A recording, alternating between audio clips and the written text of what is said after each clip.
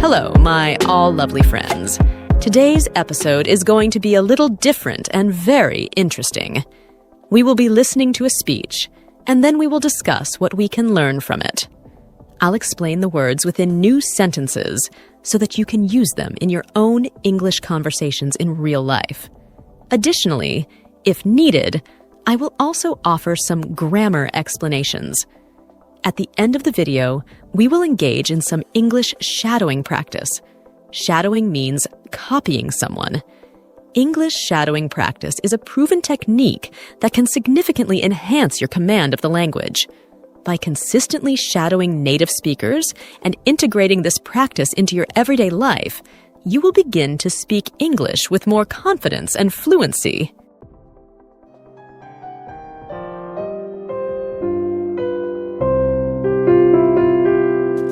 Good morning, Your Highness, Excellencies, friends and colleagues. I would like to thank you for the opportunity to be here today. It's also an honor to join forces with Educated Child, an organization led by a woman who is an amazing role model, a woman who has shown such relentless dedication to getting every child in school. Hey Diana, we got a new word? Relentless. Yes, relentless. What does it mean? Relentless means showing constant and determined effort without stopping or giving up. Great. Synonyms are non-stop or unstoppable. Can you share some examples to understand better? Sure, why not? Of course. Here are two simpler examples. Example number 1. The dog was relentless in its efforts to catch the ball, never stopping until it succeeded. Example number 2. She was relentless in her studies, always working hard to get good grades. This is such an exciting day for us because it marks the beginning of a new era in my home country, Colombia.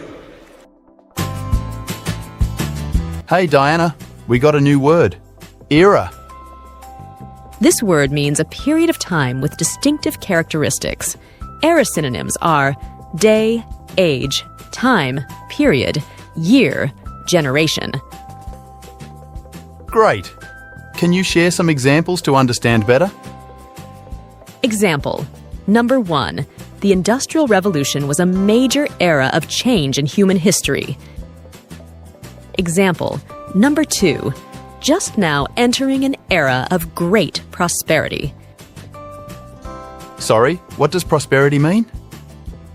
Prosperity means a state of being successful. Synonym, success. Example, we need to drive growth and create jobs and prosperity. Most of you may know me as an artist, as an entertainer, and that's indeed my calling and what I've been doing since I was 13 years old. But I never would have imagined when I started out that my work as an artist would end up being the vehicle for me to serve my greater purpose in life of working towards eradicating poverty through the power of education.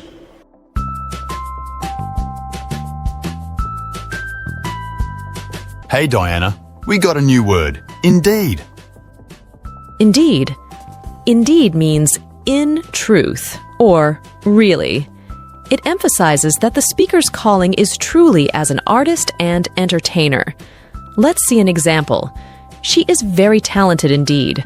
This means she is really or truly very talented. Is there any grammar part that we can practice? I've been doing this since I was 13 years old. Present perfect continuous has been used in this sentence. The present perfect continuous tense is used to describe an action that started in the past and is still continuing in the present. The word is since. Since is used to indicate the starting point of an action that continues up to the present. I've been living here since 2010. But I never would have imagined when I started out that my work. Here, which grammar rule has been used? Cool. It's a third conditional sentence, I would say. If plus past perfect, wouldn't have plus past participle. Example, if you had told me about the meeting, I would have come. As a Colombian citizen, inequality is a concept that sadly one becomes very familiar with at a very young age. It's a country like many others in Latin America where a few have a lot have almost nothing, and where if you're born poor, you will almost certainly die poor, and where people don't access equal opportunities. And because of that, generation after generation after generation live trapped in the same vicious cycle fed by prejudice and inaction. Hey Diana, we've got some new words here. As a Colombian citizen, the first word is citizen. Yes, citizen. A citizen is a legally recognized member of a country, entitled to rights and responsibilities such as voting, paying taxes, and following the laws of the land. Great! The second word is inequality. Inequality. It means the state of not having equal opportunities and treatment among people or groups. If one person has 5 apples and another person has no apples, that's an example of inequality. The word is prejudice. Prejudice means having an unfair and unreasonable opinion or feeling, especially when formed without enough thought or knowledge.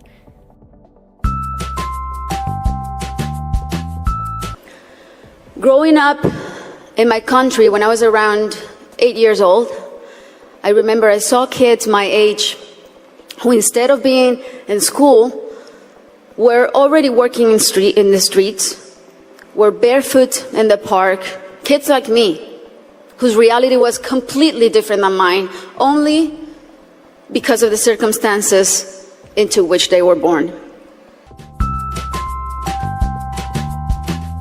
Hey Diana, we have got some new words. Barefoot. Barefoot means not wearing any shoes or socks. In the sentence, instead of being in school, they were already working in the streets, were barefoot in the park. It implies that the children were walking or playing in the park without shoes, highlighting their lack of proper footwear and possibly their economic hardship. And we have another word, circumstances. Circumstances. Circumstances means the conditions or facts affecting a situation. It means that the children's different living conditions and opportunities were due to the situations they were born into, such as their family's economic status or social environment. We have completed the listening practice and have also learned some new words and grammar concepts. Now, let's move on to the speaking practice, as we mentioned at the beginning of the video, for the English shadowing practice. Before we start, please guys, let me know if you found the video helpful or not. Your comment is important for us to understand this. Hi, I am looking for this address. Hi, I am looking for this address. Can you please direct me? Can you please direct me? I greatly appreciate you spending time with me. I greatly appreciate you spending time with me. But I have to leave now. But I have to leave now. Have a great weekend. See you on Monday. Have a great weekend. See you on Monday. Are you having a good time? Are you having a good time? How about you join me for some tea in the garden? So, let's start with some basic grammar. Do you understand when to use who and when to use whom? I think so, but I'm not sure. No problem. Who is for the subject. Right, like, who is coming to the party? So it's asking about the person doing something. Exactly. And whom is used for the object, like in whom did you call? I see. It's about whether the person is doing or receiving the action. Yes, that's it. So, try making a sentence with whom. Okay, whom should I invite to the meeting? Perfect. You're getting it. Great. I'll try more later. Good job on the whom sentence. Now, let's talk about tenses. Do you remember when to use the past simple? I think the past simple is for actions that happened in the past, right? Exactly. And it's usually when the action is finished, with no connection to the present. Can you give an example? Okay, I visited my grandmother yesterday. Perfect. Now, what about the present perfect? Can you tell me when to use that? Isn't it for actions that started in the past but are still relevant now? Exactly, for actions that have a link to the present. So, instead of saying I visited my grandmother yesterday, what could you say if it relates to now? I have visited my grandmother. Great. Now, notice how we don't specify when exactly it happened with the present perfect. It's about the experience, not the time. Oh, I get it now. It's like the action is important, but not when it happened. Exactly. Now, how about this? If you want to describe something you've done in your life, but don't say when, how would you use the present perfect? I have traveled to many countries. Spot on. You're doing great now. What would the sentence look like in past simple if you wanted to specify a time? I traveled to many countries last year. Perfect. Now, let's move on to another tricky one. How about the future tense? Do you know when to use will? I think will is for decisions made at the moment, right? Exactly. So, if you decide to do something right now, you would use will. Can you try an example? Sure, I will eat dinner soon. That works. Now, what about the future continuous? When do we use that? That's for actions that will be in progress at a specific time in the future. Yes, exactly. So, if I say, at 7 p.m., I will be eating dinner, it shows the action will be happening at that time. I think I get it. So it's like, I'll be doing something at a certain moment. Exactly. Can you make a sentence with future continuous? Okay, tomorrow, I will be studying all day. Great job. You're really getting the hang of this now. Let's talk about conditionals. Do you remember the first conditional? I think so. It's for real situations, right?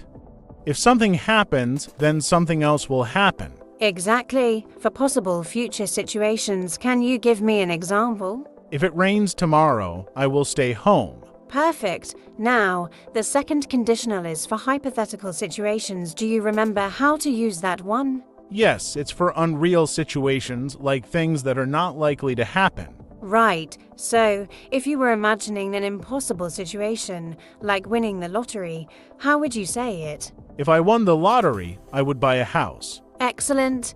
Now, let's finish up with the third conditional. This one's tricky. It's for past situations that didn't happen, but we imagine what would have happened if they had. So it's like saying, if I had done something, something else would have happened. Exactly. Can you make a sentence? If I had studied harder, I would have passed the test. Perfect. You're really understanding these concepts well. I'm impressed. Thanks, it's getting easier now, but I still need more practice. And you're doing a great job with that. Keep practicing, and it will become even more natural. I will. I feel more confident now. Thanks for all the help. You're very welcome. Keep up the hard work. I see, so even small effort counts as long as I don't quit.